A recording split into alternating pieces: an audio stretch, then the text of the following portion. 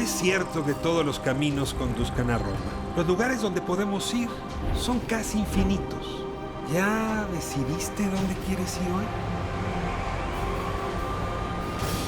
Piénsatelo bien para no equivocarte. Toma en cuenta que el tablero de ajedrez ha cambiado. Hoy el rey se ha enterado que va desnudo. Y cuando el poderoso lo olvida, la verdad se encarga de desnudarlo. Hay que tener talento para pensar fuera de la caja, para combatir los prejuicios, los ajenos, pero sobre todo los propios. Cada quien posee una pieza única del rompecabezas. Por eso intentamos dialogar, para armarlo juntos.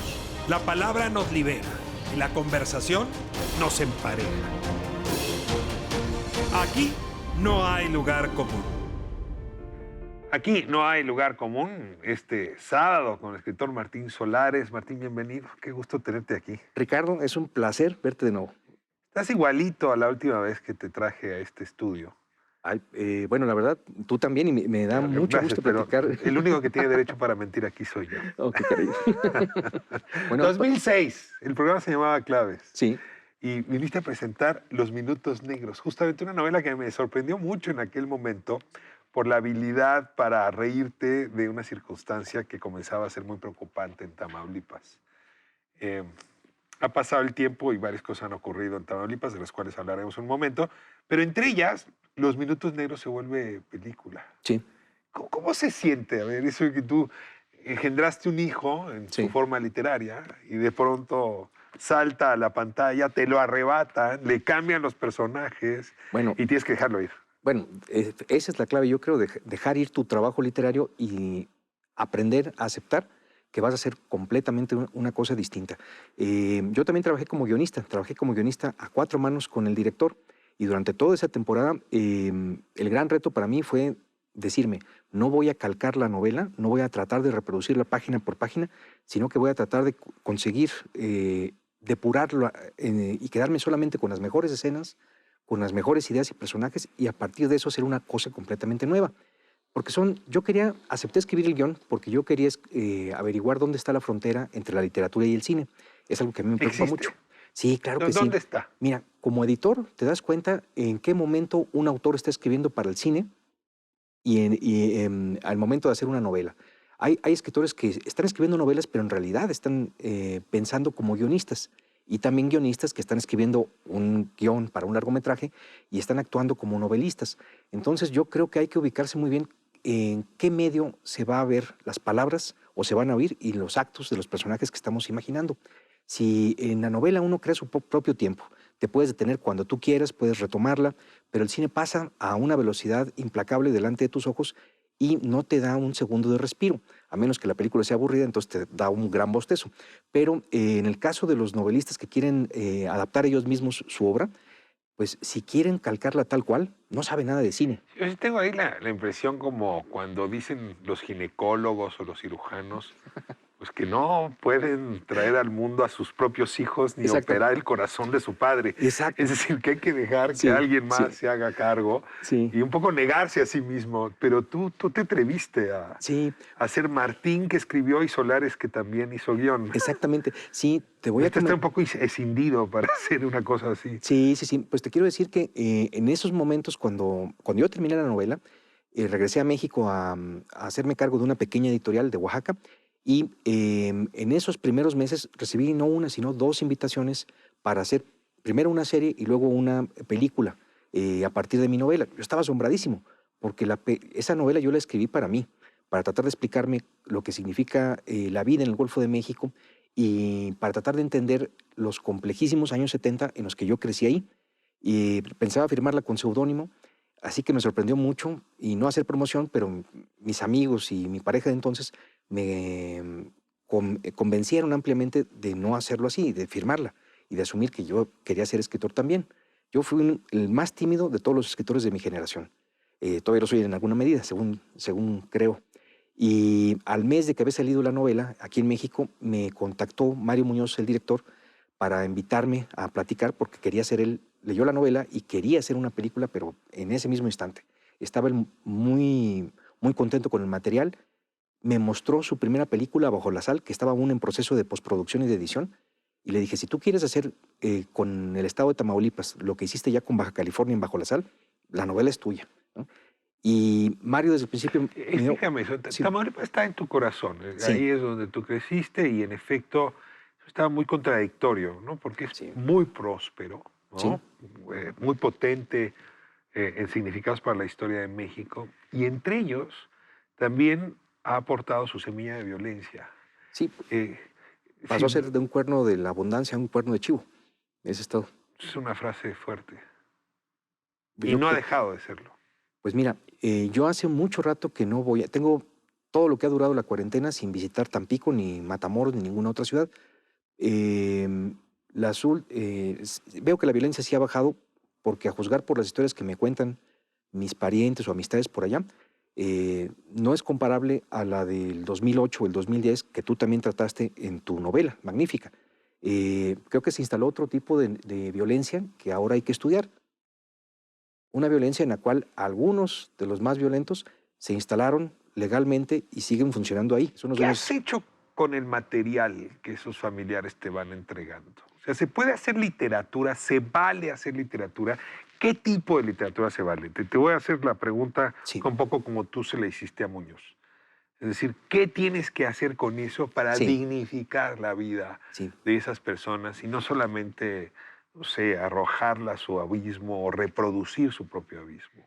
Exacto. Mira, yo creo que hay que trazar ahí sí una frontera muy firme entre lo que puede ser el periodismo, que es admirable y es indispensable, y lo que debe hacer la literatura. ¿Cuál es la diferencia? Y otra vez, Uno es un espejo y el otro es un espejismo, para decirlo así claramente. el El- periodismo es un es un espejismo. espejo de lo que acaba de ocurrir. Bueno, se intercambian esos papeles también, claro. Yo Y veo el mejor tanto periodista exacto. haciendo espejismo y Sí, sí, vendiendo sí. Bueno, espejitos vamos a llamarlos... que no sé si es sí. cierta en tu frontera, pero ya, Vamos perdóname. a llamarlos La nébulas, literatura es espacios un nebulosos. espejo, digo, la Sí, literatura es un espejismo sí.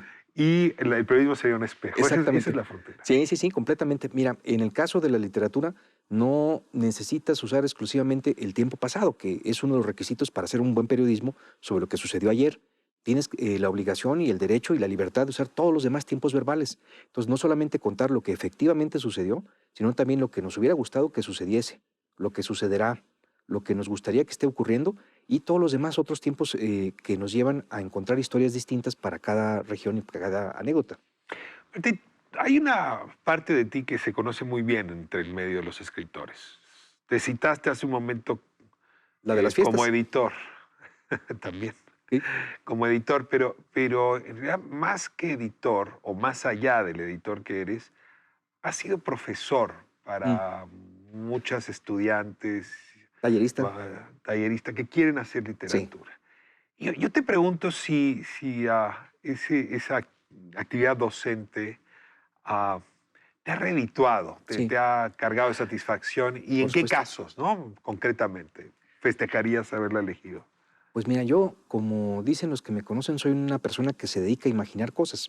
Y en los mejores casos las escribo, esas cosas que imagino, y esos dan origen a cuentos, novelas o últimamente largometrajes. Pero escribir solamente ficción es un asunto muy solitario. Y llega un momento que siempre ocurre a la mitad o al final de la semana en la que siento la urgente necesidad de ver a colegas y de hablar de nuestro trabajo. Si tú y yo fuéramos arquitectos o pintores, invitaríamos a colegas a que se paseen por las construcciones que estamos haciendo. Ujú. Entonces a mí me gusta mucho pasear por lo que están haciendo otros colegas más viejos o más jóvenes y dar mi opinión y decirles, mira, este muro se va a caer si no piensas a futuro en todo el peso que vas a poner encima. O ya te diste cuenta que aquí puedes abrir más habitaciones y todo un río, y esto haría más dinámica tu historia. Ya vi que traes ánimo hoy de apartar el mar Ajá, rojo, ¿no? La diferencia entre el cine y la sí, literatura, la diferencia soy un entre tajante. el periodismo Sí, y la Tamaulipas es un estado fronterizo. escritura. Sí. Ahora déjame preguntarte, ¿cuál es la diferencia entre el escritor y el editor?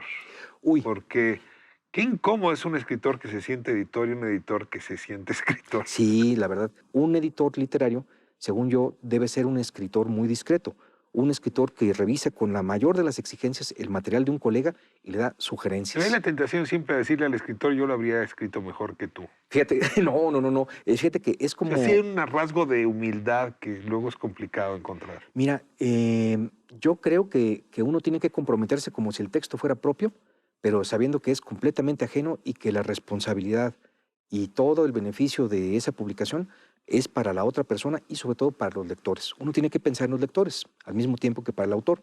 Tienes que cuidar al autor de sus pequeñas distracciones o incluso si tienes la fortuna de detectar una ventana estupenda que él desdeñó, preguntarle por qué El editor quitaste es el esto. primer lector, dirías. Sí, es el ombudsman de los lectores. Ah. Es el que va a defender a los El lectores. primo entre pares de los lectores. Sí, mira, es el que defiende el derecho a los lectores a encontrar gran literatura.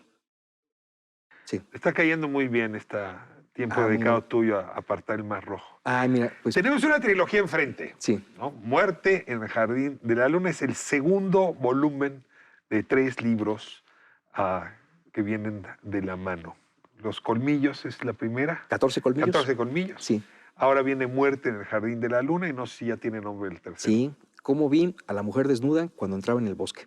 Esa es la tercera y última parte. ¿De qué va esta trilogía que te tiene ahora ocupado? Pues bueno, después de 15 años de escribir sobre la violencia en Tamaulipas, mi imaginación me pidió una especie de vacaciones. Y Y te fuiste a Chihuahua. me fui más bien a París, al París de 1927.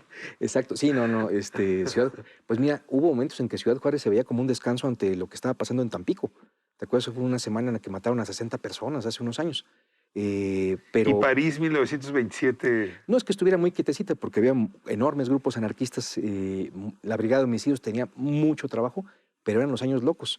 Los años en los cuales un grupo de artistas reinventó el arte moderno tal como lo entendemos ahora y vació de un significado añejo palabras tan importantes como amor, libertad y poesía.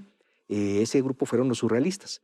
El trabajo que hicieron ellos para depurar esas 3 A ver, palabras, otra vez, amor, libertad libertad y poesía. y poesía. Sí. Y cada uno de estos libros corresponde a una de Exactamente, esas palabras. exactamente. Este es el de libertad, Muerte Sí. en el Jardín. 14 colmillos, yo quería hablar de la poesía, apunté a la poesía, pero le atiné a la magia, porque terminaron hablando de magia todos mis personajes todo el tiempo.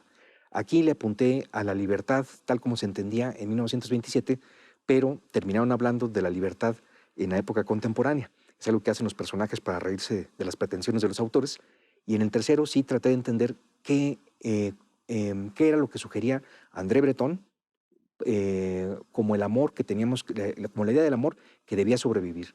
No esa idea añeja que incluía el respeto a la patria y la necesidad de ir a morir en las trincheras, sino la búsqueda rabiosa de la libertad y de otra persona que te complemente. Random House, edita Ahí esta están. trilogía. Martín Solares, qué gusto tenerte. La última vez que te entrevisté fue en 2006. Sí, No quiero hacer una proyección temporal, porque la primera vez que nos veamos sí. voy a traer bastón aquí contigo. Espero que la frecuencia se incremente, aunque sea para un café, porque siempre es un placer platicar contigo. Es felicísimo tenerte en esta casa, enseñarte un poco Gracias. sus muros y hablar de tus Su cuadros y tus libros. Muchas gracias por la invitación otra vez, Ricardo. Hasta la próxima, Martín Solares. vemos. Aquí no hay lugar común. ADN 40.